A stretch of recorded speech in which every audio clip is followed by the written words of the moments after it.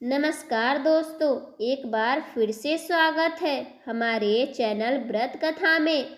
आज हम लेकर आए हैं सफला एकादशी की कथा। एक समय की बात है जब महाराज युधिष्ठिर भगवान श्री कृष्ण से अत्यंत महत्वपूर्ण प्रश्न पूछते हैं। हे जनार्दन, पौष मास के कृष्ण पक्ष में कौन सी एकादशी आती है और किस प्रकार पालन करना चाहिए? कृपया इस बारे में बताइए। तब भगवान केशव बोले, पौष मास के कृष्ण पक्ष में आने वाली एकादशी का नाम सफला एकादशी है। इस एकादशी के दिन भक्तों को भगवान नारायण के विग्रह की पूजा अर्चना करनी चाहिए।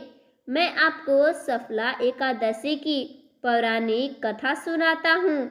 ध्यान पूर्वक सुनिए। एक समय चंपावती नाम की एक सुंदर नगरी थी, जहाँ महिषम नाम के एक अत्यंत पराक्रमी और धर्मनिष्ठ राजा राज्य करते थे। उनके 4 पुत्र थे। राजा का सबसे ज्येष्ठ पुत्र पाप कर्मों में हमेशा लिप्त रहता था।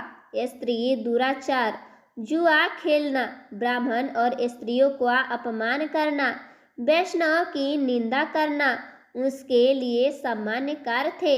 इसके इस पाप कर्मों का असर राज पर पड़ने लगा। एक दिन राजा महिषामती ने उसे अपने राज्य से निष्कासित कर दिया।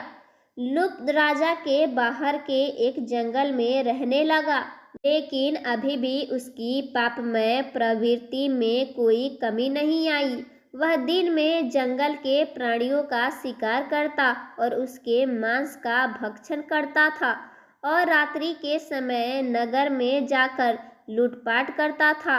अनेक बार लोगों ने उसे चोरी और लूटपाट करते हुए पकड़ा था, लेकिन लुंक के पाप कर्मों का अंत नहीं हुआ। वह जंगल में एक अति प्राचीन वृक्ष भगवान श्री हरि के प्रिय पीपल के पेड़ के नीचे रहता था। इस प्रकार काफी समय बीत गया।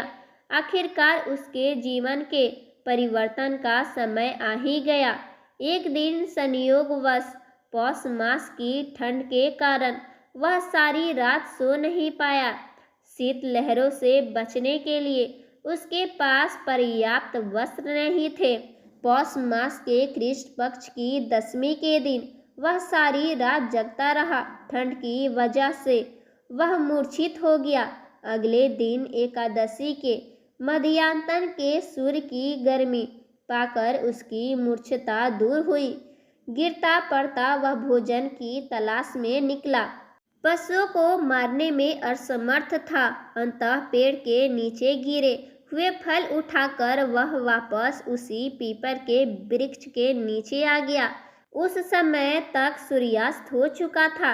इस असहाय स्थिति में अपने पूर्वजन्म के कर्मों के कारण उसने भगवान नारायण को याद किया और कहने लगा, हे प्रभु, मेरी क्या स्थिति हो गई है।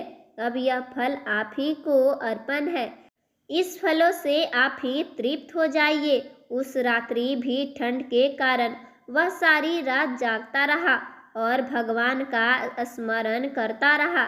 इस प्रकार अनजाने में उसका एकादशी के व्रत का पालन हो गया। अनजाने में की गई इस तपस्या से भगवान प्रसन्न हो गए और एक सूर्य की तेज किरण आकर उसके ऊपर गिरी और उसी क्षण आकाशवाणी हुई। भगवान नारायण की असीम कृपा और सफला एकादशी का नियम पूर्वक पालन करने के कारण तुम्हारे समस्त पाप नष्ट हो गए हैं। अब तुम अपने नगर को जाओ, तुम्हारा राज तुम्हें वापस मिल जाएगा। ऐसी आकाशवाणी सुनकर वह गदगद हो गया। सफला एकादशी से अर्जित पुनः फल के कारण और पुनः उसका वस्त्र उसी क्षण राजा जैसा हो गया। उसी क्षण वह अपने राज को वापस आया और अपने पिता से क्षमा याचना करने लगा और उन्हें सारी बात विस्तार से सुनाई।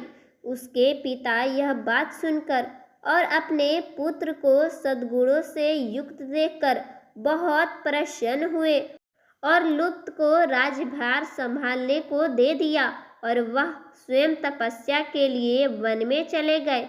इस प्रकार लुप्त ने अपने राजकुमार होने के सभी दायित्व को निभाया और अंततः अपने देह को त्याग कर वैकुंठ लोक को प्राप्त हुआ।